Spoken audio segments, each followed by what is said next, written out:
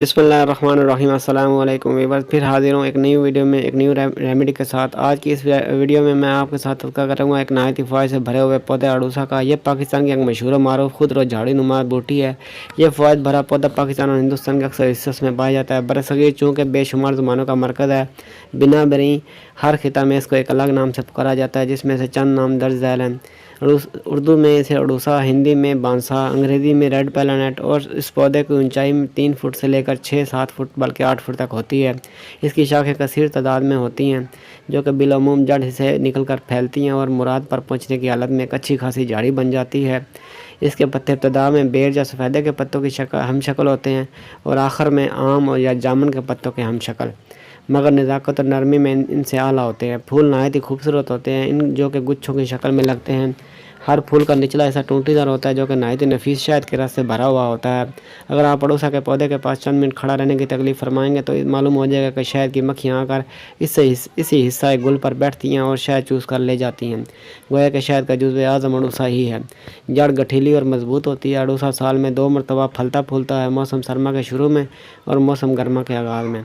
ये पुरमनफियत और मुतबरक पौधा तकरीबन पाकिस्तान और हिंदुस्तान के हर हिस्से में पैदा होता है, ख़ुसूसन पंजाब, मुतहिदा सूबाजात, आगरा, ओध और बंगाल में बाकसरत पाया जाता है। दहली के इर्द गिर्द पहाड़ियों और मैदानों में इस कसरत से पाया जाता है कि सब्ज़ादार नज़र आता है।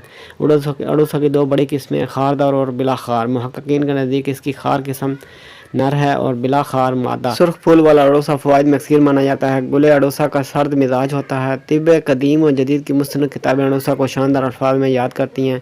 आयुर्वेदिक की कुतुब की तो शान ही अड़ूसा के साथ कायम है। एक और सन्यासी कौल है कि भारत देश की बदबख्ती और जहालत इससे बढ़कर और क्या होगी के बावजूद इसके अड़ूसा के एक ऐसी अक्सर सिफ्त बूटी से मैदानों के मैदान भरे पड़े हैं, मगर फिर भी लोग दिल और दिक और सिल की बीमारियों में मुब्तला होकर मर रहे हैं।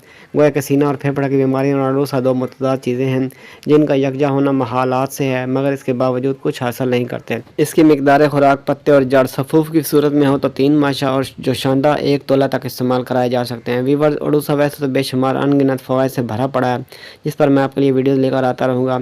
अब हम अपनी आज की रेमेडी की तरफ आते हैं। 5 अंग अड़ूसा यानी अड़ूसा के 5 अज्जा, जड़, पोस्त, शाख, पत्ते, फूल हस्ब ज़रूरत लेकर साए में खुश्क करें, फिर साफ़ बर्तन में डालकर जला लें और इनकी राख को बाहिफाजत किसी शीशी में डालकर रखें। बस मंजन तैयार है। हर 2 वक्त सुबह और शाम खाना खाने के बाद दांतों पर मला करें। ये मंजन दांतों के जुमला अमराज के लिए अक्सर है। इससे दांतों की हर किस्म की बीमारी दूर हो जाती है, दांतों में कीड़ा नहीं लगने पाता और दांत दाढ़ के जुमला तकलीफ दूर हो जाती हैं। सुराख भी इनमें नहीं होते और ना ही कबल वक्त बोसीदा होकर गिरते हैं। मसूड़े खुश्क और कसे हुए रहते हैं, कभी इनमें खून ख़राब नहीं होने पाता और ना ही खारिश होती है, मगर मलहूद रह कर ये तमाम अमराज उस वक्त काफूर होते हैं जबकि इस मंजन का इस्तेमाल आपकी आदत बन जाए, वरना कभी कभी या महीने में महज 2 या 3 मरतबा इस मंजन इस्तेमाल करने से इस कदर फ़ायदा ना उठा सकेंगे। गोया महीने में 2 या 3 मरतबा इस्तेमाल करना भी खाली आज फ़ायदा ना होगा। अब तक के लिए इतना ही, मिलते हैं नेक्स्ट वीडियो में एक न्यू रेमेडी के साथ। वीडियो अच्छी लगे तो लाइक कीजिए, शेयर कीजिए और हमारे चैनल को सब्सक्राइब कर दीजिए और साथ लगे बेल आइकन को प्रेस कर दीजिए ताकि हर आने वाली वीडियो आप तक बर वक्त पहुँचती रहे। आपका बहुत बहुत शुक्रिया।